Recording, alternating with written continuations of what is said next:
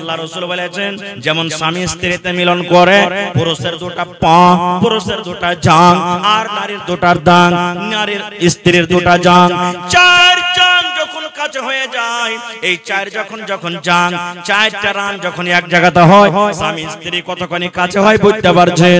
আল্লাহ রাসূল বলেছেন ওই লোকটা বলছেন ভাই রে, আমার কাকাতো বোনের সাথে আমি মিলন করার জন্য এত কাছে হয়ে গেলাম, এত কাছে হয়ে গেলাম, আমার দুটো জাং, আমার কাকাতো বোনের দুটো জাং, চার জাং কিন্তু এক জায়গাতে হয়ে গেল। এবার আমরা কাজ শুরু করতে যাব। এরকম টাইমে আমার কাকাতো বোন কাঁদতে লাগলো, চোখ দিয়ে ঝরঝর ঝরঝর করে পানি ঝরতে লাগলো। এইবারে আমি তাকে জিজ্ঞাসা করলাম, বোন রে তুমি কেন কাঁদো? তোমার সাথে আমি জবরদস্তি করিনি, রাজি খুশিতে তুমি আমার কাছে এসেছো, কি ব্যাপার তুমি কাঁদো কেন? কান্দার কারণটা কি? এবার লোকটা গর্ততে পড়ে পড়ে বলছেন, আল্লাহ আমার ভাইরা শোনো, ওই আমার কাকাতো বোন আমাকে বলতে লেগেছে, ভাই রে যে কাজটা তুমি করছো এটা ঠিক কাজ নাই রে ভয়।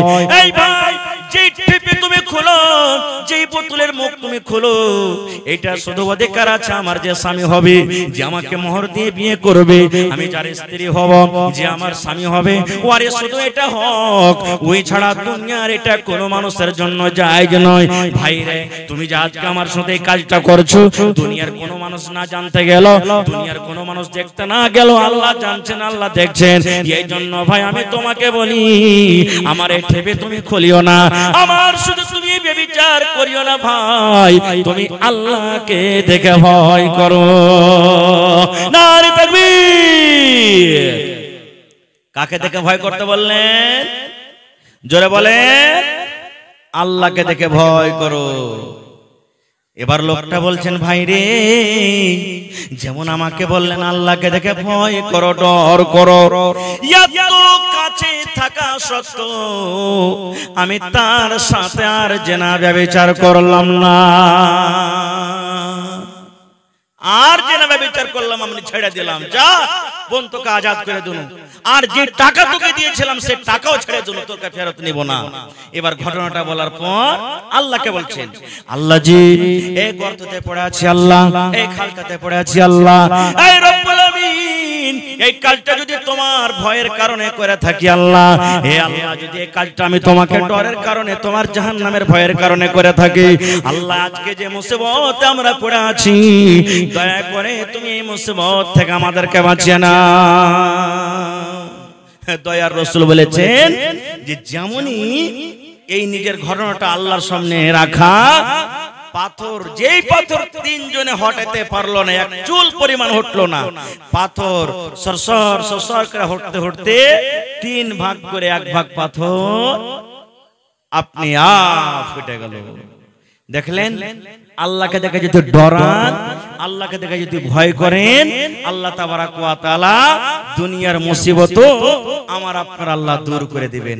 যেমন এই ঘটনা থেকে আমরা বুঝতে পারলাম।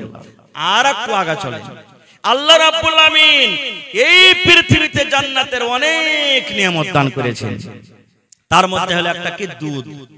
দুধ হলো আল্লাহর একটা বড় নিয়ামত। আপনার এলাকাতে যারা দুধ বাড়িতে রাখছে বা বেচছে, দইয়েরকে দিচ্ছে, পানি মিশাল করে না ভাই? কিন্তু এটা গুনার কাজ, পাপের কাজ। দুধে পানি মিশাল করিয়েন না ভাই জীবনে। হ্যাঁ বাড়িতে খাইবেন মিশাল করেন, মানা নাই। 1 কিলো আছে 1 কিলো পানি মিশাল করে দেন, বাড়িতে না খাইবেন বেশি করার জন্য। কিন্তু দুধে পানি মিশাল করব আর দিয়া বিক্রি করব, বেশি ওজন হবে, টাকা বেশি হবে, এটা হলো গুনার কাজ, হারাম, এটা চলবে না। হায়রা তোমার ফারুক রাদিয়াল্লাহু তাআলা আনহু যখন খলিফা হলেন, রাস্তা দিয়ে একদিন হেঁটে চলেছেন, গ্রামে গ্রামে হাঁটছেন, কে জানি কোন বাড়িতে খাবার আছে, কে পেরেশানিতে আছে, কার স্বামী বাড়িতে নাই কষ্টতে আছে, এগুলা দেখাশোনার জন্য নিজের গদ্দি, নিজের সিংহাসন ছেড়ে গ্রামে গ্রামে হাঁটছেন। হাঁটতে আছেন রাতের বেলাতে। রাতে আপনি শুতে থাকবেন, বসে থাকবেন বাড়িতে, রাস্তা দিয়ে কে হেঁটে গেল না গেল আমি আপনি জানতে পারবো ভাই? জানতে পারবো না। রাস্তা দিয়ে হেঁটে চলেছেন, হাঁটতে হাঁটতে দেখছেন এক বাড়িতে মার বেটিতে ঝগড়া করছে, কথা বলা বলি হয়েছে। কি কথা? মা বলছে বেটিকে, বেটি রে আরে যা দুধ খানে পানি দিয়ে দেখা, খানিক দে বেশি করে দে। মা বলছেন বেটিকে, বেটি যা দুধ খানে পানি মিশাল করে দে, দুধ খানে পানি মিশাল দিয়ে দিবি তো বেশি হবে, ওজন হবে। এবার বেটি কি বলছেন, মাগে কেমন কথা বলছিস, দুধে কি পানি মিশাল করতে হয়? তোমার ফারুকের মুখ থেকে শুনিসনি যে দুধে পানি মিশাল করতে হবে না, এটা হলো গুনার কাজ, পাপের কাজ, এতে গুনাহ হবে, আমি পারবো না এটা কাজ করতে। এবার মা তখন বলছেন, বেটি রে এখন ওমর ফারুক দেখতে পাই না, ওমর ফারুক কিন্তু এখন শোনে না, ওমর ফারুক এই জায়গাতে নাই, যারা বেটি যা যা যা আর দুধে তুই পানি মিশাল করে দে, যা।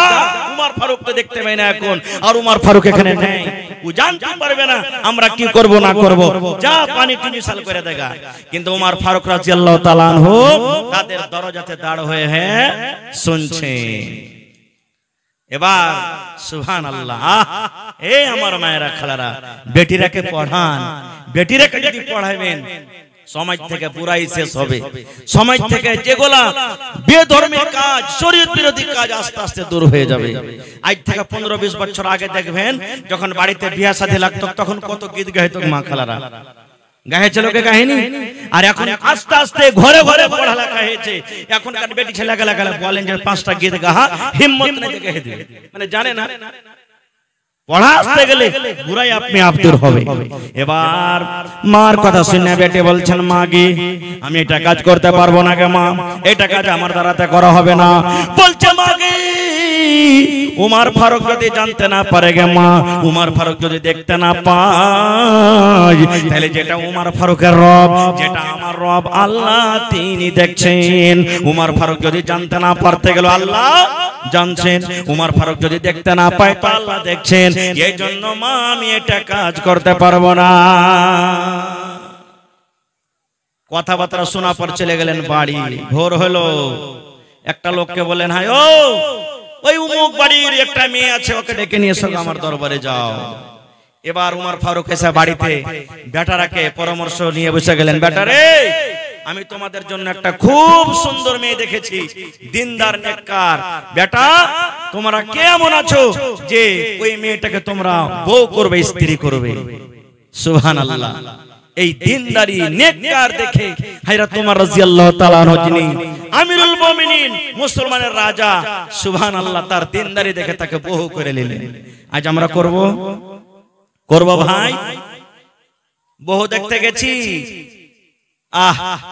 আইবারিকে বলে দিয়েছি ভাই 4 লাখ টাকা ডিমান্ড আছে, কিন্তু 3.5 লাখ টাকার কম রিশতা হবে না ভাই। কত লোককে বলছি, আমি মৌলভী সাহেব মানুষ, আমার তো কোনো পয়সা কোটির কোনো লাভ নাই, ডিমান্ড নাই ভাই। বড় বেটা জানে, যা জানে ওই করবে, সব বড় যাওই জানে, ও যা করবে তাই করবে। এই দেখেন ভাই, আজ এই কোন যেই যেটা এমন জিনিস, যাতে একটা মওলানা চলে গেছে, তার ভিতরে হাজী সাহেবও চলে গেছেন, নামাজিও চলে গেছেন, বেনামাজিও চলে গেছেন, সব আমরা এক হয়ে গেছি। তবে সবাই নেই, আল্লাহর বান্দা এখনো দুনিয়াতে আছে যে বিনা টাকাতে বিয়ে করছে, নেই? মেলায় আছে এরকম, দুনিয়াতে মেলায় আছে ভাইরে। এই জন্য আল্লাহর যদি ভিতরে ডর থাকে, মানুষ পাপের কাজ করবে না। একটা ঘটনা আপনাদের সামনে আর তুলছি, বাস 5 মিনিটে ঘটনাটা বলবো, আল্লাহকে দেখে কেমন করে ডর করবেন। এক রাজা, আমার কাছে একটা বাংলা কিতাব আছে, গল্পের মাধ্যমে জ্ঞান, গল্প করবেন তো জ্ঞান বাড়বে, কিতাবটার নাম।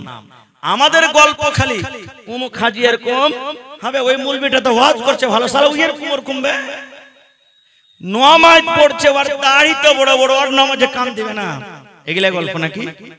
মানে এক অপরের খিপত করা আমাদের গল্প। কিন্তু ওই কিতাবে লিখছেন যে এক রাজা নিজের গদ্দিতে বসে আছেন, একটা ফকির চলে এসেছে চাইতে, আচ্ছা বলছে, রাজা মশাই আমাকে কিছু দেন, ভিক্ষা দেন। রাজা যা তাওয়ার দিলেন। এবার রাজা বলছে, হারে বাবা তুমি তো দরবেশ ফকির মানুষ, তো তুমি আমাকে এমনই কোন একটা মন্ত্র দিয়ে যাও, যে মন্ত্রটা যদি আমি পড়ি তা আল্লাহর ডর ভিতরে আমার ঢুকবে, মদ বলে আমার ডর হয় না, এরকম তুমি কোন মন্ত্র দিয়ে যাও তো। ফকির বুঝা সুঝা করে কইছে, হারে ই হলো একটা রাজা আর আমি হলো একটা ফকির, আমার মতন লোকের কাছে মন্ত্র শিখবে। বাবা চিন্তা করে তান কইছে যে রাজা মশাই আপনাকে একটাই ছোট্ট মন্ত্র দিয়ে যাব, কি আপনি মওতকে স্মরণ করেন যে একদিন মরতে জোরে বলেন একদিন মরতে হবে, এটাই খালি স্মরণ করেন। চলে গেলেন। রাজা যখন যখন সিংহাসনে মনে হয় একদিন মরতে হবে, একদিন মরতে হবে, একদিন মরতে হবে, একদিন মরতে হবে, এইটাই খালি মুখ দিয়ে কথা, আর কিছু নাই। আচ্ছা কহেন তো এই কথাটা মুখ দিয়ে খালি বাহির করতে গেলে আল্লাহর ডর ভিতরে ঢুকে যাবে? ঢুকবে ভাই? কয়েকদিন হয়ে গেল রাজার মধ্যে কোনো বদলাও পরিবর্তন আসে না। রাজা রাগ করে বলছেন সিপাহীকে বেটাকে ধরে নিয়ে যেখানে পাবে ওকে ফাঁসি দেবো। এত বড় আমাকে মন্ত্র দেয়া গেল, এত কষ্ট করে মন্ত্র পড়েছি, আমার ভিতরে আল্লাহর ডর আছে না, ভয় আছে না, এই বেটাকে ধরে কোন দিক থেকে আছে। এই করতে করতে করতে হঠাৎ করে আবার ওই ফকির কিন্তু ওই দরবারে চাইতে চলে এসেছে। বাদশা চিনে নিয়েছে, এই তো একটা ধর, জেল ঘরে বন্ধ কর, কালকে বেলা 7টার সময় তাকে ফাঁসি হবে। এলান হয়ে গেল, রাজা এলান করে দিলেন, এলান হয়ে গেল। আপনারা বলেন মানুষকে যখন মারা হয়, মরবে মানুষ, ওর আখরি খায়েশ, আখরি আকাঙ্ক্ষা, শেষ আকাঙ্ক্ষা জিজ্ঞাসা করা হয় না, হয় না? হয়। তাকে ডাকা হলো, তার স্ত্রী এসে রাজার পা ধরে নিয়েছে, যে রাজা মশাই আমি গরিব মানুষ, আমার স্বামী ভিক্ষা করে আমরা খেতে পাই, দয়া করে মাফ করে দেন, তার দ্বারাতে ভুল হয়ে গেছে। বলছে না, একে ফাঁসি হবে তো হবে, ফাঁসি হবে তো হবে। এবার রাজা বলছে তোর যদি জীবনের আখরি শেষ কোনো আকাঙ্ক্ষা থাকে তো বল, ওইটা পূর্ণ করা হবে, আর কালকে সকাল 8টার সময়তে তোকে 7টার সময়তে ফাঁসি দেওয়া হবে। এবার দেখেন দরবেশের আকাঙ্ক্ষা। এবার দরবেশ বলছেন, ও জাহাপানা রাজা মশাই শোনেন, কালকে সকালে আপনি আমাকে ফাঁসি দিয়ে দিবেন, আমি মরে যাব, দুনিয়া থেকে চলে যাব। কিন্তু রাজা মশাই আজকে বেলা 12টা বাজছে, এই 12টা থেকে নিয়ে কালকে সকাল 7টা পর্যন্ত আপনার এই গদিতে আমি বসবো, আমি রাজা হব, আর আমার মতন আপনাকে ফকির হইতে হবে। এটা আমার আখরি খায়েশ, যে আমি 12টা দিন থেকে নিয়ে সকাল 7টা পর্যন্ত আমি আপনার এই সিংহাসনে বসবো, এই তাজ আমি পরবো, আর আমার মতন আপনাকে সাধারণ ফকির হতে হবে। বলছেন না এটা করা হবে না, বলছেন আপনি ওয়াদা করেছেন যে তোর আখরি খায়েশ পুরা করা হবে, আপনাকে এটা পুরা করতে হবে। কি করবে? লে বেটা ফকির যা।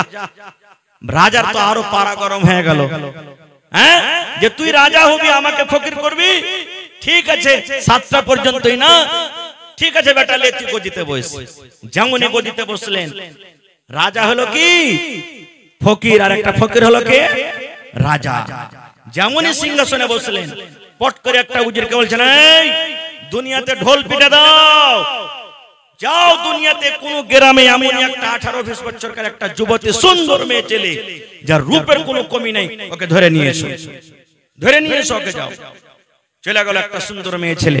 আপনারা জালসা করেছেন, জিলাপিওয়ালা এসেছে, পাঁপড়ওয়ালা এসেছে, আইসক্রিমওয়ালা এসেছে, আচ্ছা জানাসেনি এরকমই ঘটনা ঘটেছে। কত লোক কত কি বিক্রি করতে এসেছে, আর একটা লোক মুখ ফালি চিনিয়া বাদাম বিক্রি করতে এসেছে। ভাই ট্রেনে দেখবেন যারা দিল্লি সফর করেছেন, চিনিয়া বাদাম বেচবো তো আধখানি মুখ দিয়ে কথা কইবে, আধ করে চিনিয়া বাদাম টাইম পাস বলে না, হ্যাঁ, ও এরকম করতে করতে মজলিস হাজির হয়ে গেছে।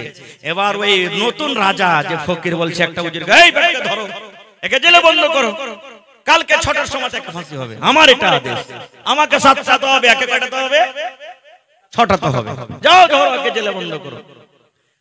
ওই কটকটিওয়ালা মুখ ফালিওয়ালার স্ত্রী এসে পা হাতলে পড়ে গেছে, জাহাপানা মাফ করে দেন, আমি গরিব মানুষ, মাফ করে দেন। বলছে না, একে 6টার সময় ফাঁসি দেওয়া হবে।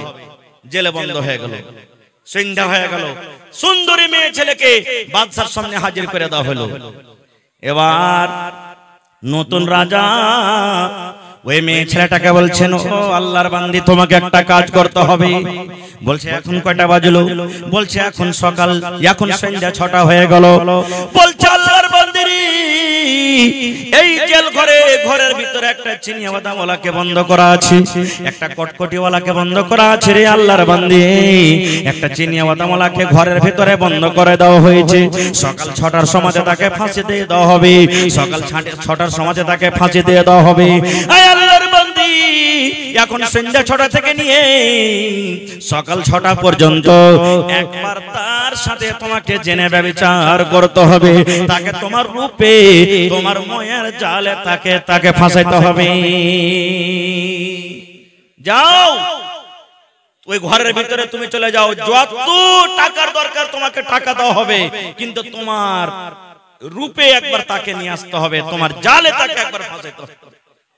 ভাই, সুন্দরী মেয়ে ছেলের জাল থেকে বাঁচাটা সহজ যে ভাই, বাঁচাটা সহজ। সুবহানাল্লাহ, ইমাম ডগমগি যাবে ভাই, হবে না? ইমাম ডগমগি যাবে। সুবহানাল্লাহ। এবারে পাঠিয়ে দিলেন ঘরে কটকটিওয়ালা, কেহ নাই, অন্য মানুষ। আরে মেয়ে ছেলেটাকে সুন্দর ভালো কাপড় পিন্দে ঘরের ভিতরে ঢুকিয়ে দিলে। আর রাজা বলে দিলেন, হে আল্লাহর বান্দি, যত টাকার তোমার দরকার সকালে তোমাকে মোহমাঙ্গা টাকা দিয়ে দিব, কিন্তু একটা কাজ তোমাকে করতে হবে, কি যে এই সন্ধ্যা 6টা থেকে নিয়ে সকাল 6টা পর্যন্ত একবার তোমাকে নিজের জালে তাকে নিয়ে আসতে হবে। মেয়ে ছেলেটা হাসছে বলছে, আল্লাহ যত আমাকে রূপ দিয়েছে, 1 সেকেন্ডের কাজ এটা, আমার 1 মিনিটের কাজ। যে ঠিক আছে যাও। তারা দুজন চলে গেল। এবার নতুন রাজা পুরাতন রাজাকে বলছে, রাজা মশাই, আজ আপনাকে বিছানা শুতে দেব না, চলেন আমার সাথে। বলছে কোথায়? বলছে আমরা ওই ঘরের ভিতরে একটা জানালা আছে, একটা সুন্দর একটা ছেত্র আছে ছোট্ট করে, ওই ছেত্র দিয়ে আমরা দেখবো যে তারা দুইজন ঘরের ভিতরে কি করছে। হ্যাঁ, পুরাতন রাজা বলছেন, আল্লাহ তোর চক্করে পড়ে কি ভেজাল লাগলো। ঠিক আছে চল। চলে গেল। ওরা কিন্তু দুজন জানে না ঘরের ভিতর থেকে যে দুইজন রাজা আমাদেরকে দেখছে। এবার ওই মহিলা, ওই বেটি ছেলেটা, এবার ওই ছেলেটাকে বলছে, রে চিনিয়াওয়ালা, এই কটকটিওয়ালা, আমি একটা সুন্দর মহিলা, সুন্দর বেটি ছেলে, আয় তুই আমার কাছে একবার আয়, আমার কাছে তুই আয়, আমার সাথটা তুই নিয়ে নে, আমার কাছে থেকে তোর মনের আকাঙ্ক্ষাটাকে একটা পূর্ণ করে নে। এবার চিনিয়াওয়ালা বলছেন, না না না না না না, আমি এটা কাজ করতে পারবো না, আমি তোমার সাথে যাব না, আমি তোমার কথা শুনবো না। এই করে করে রাত 2টা হয়ে গেল, 3টা হয়ে গেল, ফজরের আযান হয়ে গেল। আসসালাতু খায়রুম মিনান নাওম, ফজরের আযান হইতে লেগেছে। এবার ওই মেয়ে ছেলে বলছে, চিনিয়াওয়ালা রে, সকাল 6টাতে তোকে ফাঁসি হয়ে যাবে, জীবনের সাজটা তুই একবার নিয়ে এলে রে। আমি একটা কি জিনিস, আমি একটা কেমন মাল, আয় তুই আমার কাছে আয়, একবার সামান্য জেনা করে নে। আর তুই জীবনে কোনোদিন স্ত্রীর মুখ দেখতে পাবি না, স্ত্রীর কাছে থাকতে পাবি না, আয় আয় আয়, শেষ দেখা আমার কাছে তুই করে নে। এরকম ভাবে কান্নাকাটা করে, কিন্তু ওই লোকটা চিনিয়াওয়ালার চোখ দিয়ে ঝরঝর ঝরঝর করে পানি ঝরার বলে, আল্লাহর বান্দা রে, তুমি আমার কাছ থেকে দূরে থাকো, দূরে থাকো, কারণ তোমার সাথে আমি এই পাপ করতে পারবো না। আর নতুন রাজা, পুরাতন রাজা গোটা রাত কেটে গেল, তারা ওই সুরাগ দিয়ে, ছিদ্র দিয়ে তারা কিন্তু দেখে। এই করতে করতে যখন সকাল 6টা হইতে লাগলো, ওই টাইমখানে তখন মেয়ে ছেলেটা বলছে, আল্লাহর বান্দা, গোটা রাত কেটে গেল, তুমি আমার সাথে একবারও কেনে এলে না, আমি কেমন জিনিস তুমি আমাকে দেখলে না। এবার চিনিয়াওয়ালা বলছে, এরে আল্লাহর বান্দি, জীবনে কত গুনাহ করেছি, পাপ করেছি, আমার সামনে মত হাজির হয়ে গেছে, আমার সামনে মত খাড়া হয়ে আছে, আমাকে সকাল 6টার সময়তে ফাঁসি হয়ে যাবে। আজকে রাতের বেলাতে তোমার সাথে যদি আমি জেনা ব্যভিচার করি, আমি গুনার হালাতে যদি আল্লাহর দরবারে চলে যাই, আল্লাহ আমাকে জিজ্ঞাসা করবে, বান্দারে, জীবনে তুমি কোনোদিন নেকির আমল করনি, নেক কাজ করনি, গুনাতে তুমি ডুবে থেকেছো, আর মরার টাইমে মত তোমার সামনে আছে, তবে একটা গুনাহ থেকে তুমি বাঁচতে পারলে না। না না, আমি এটা কাজ করব না, আমি জীবনে কত গুনাহ করেছি, কি করেছি আল্লাহ জানে, আমি আল্লাহর কাছে মাপ চাই। আর আমি মতকে সামনে দেখে আল্লাহর ডরে, আল্লাহর ভয়ে তোমার সাথে আমি জেনা ব্যভিচার করতে পারবো না। রাত কেটে গেল, 6টা হয়ে গেল। এবার নতুন রাজা বলছেন পুরাতন রাজাকে, রাজা মশাই, সিপাহী একটা পাঠিয়ে দেন আর বলেন যে তারাকে আজাদ করে দেওয়া হবে, আর ফাঁসি দেওয়া হবে না। এবার ঠিক 7টা যখন বাঁচলো, ওই ফকির নিজের তাজ, নিজের সিংহাসন পুরাতন রাজার মাথাতে দিয়ে ওকে হাত কান ধরে গদিতে বসে বলছেন, মহারাজ আমার টাইম 7টা হয়ে গেছে, আপনি এখন আমাকে ফাঁসি দিয়ে দেন, আপনাকে হার রুখবো না। যেমন কথাটা বলা, পুরাতন রাজার চোখ দিয়ে ঝরঝর ঝরঝর করে পানি ঝরতে লাগলো। এবার পুরাতন রাজা বলছেন, এরে দরবেশ, তুই এরকম করে আমাকে বুঝাবি, আমি জীবনে কোনোদিন ভাবতে পারিনি রে, ভাবতে পারিনি। তুই যে আমাকে মত বলে ডরাইতে হবে, মতকে স্মরণ করতে হবে, একদিন মরতে হবে, এই মন্ত্র দিয়ে গেলি, কিন্তু কেমন করে মত দেখে ডরাইতে হবে, কেমন করে মতকে স্মরণ করতে হবে, আল্লাহকে কেমন করে ডরাইতে হবে, আমি চিনিয়া ও দামওয়ালার কাছে আঁকড়াইতে আমি শিখে নিলাম।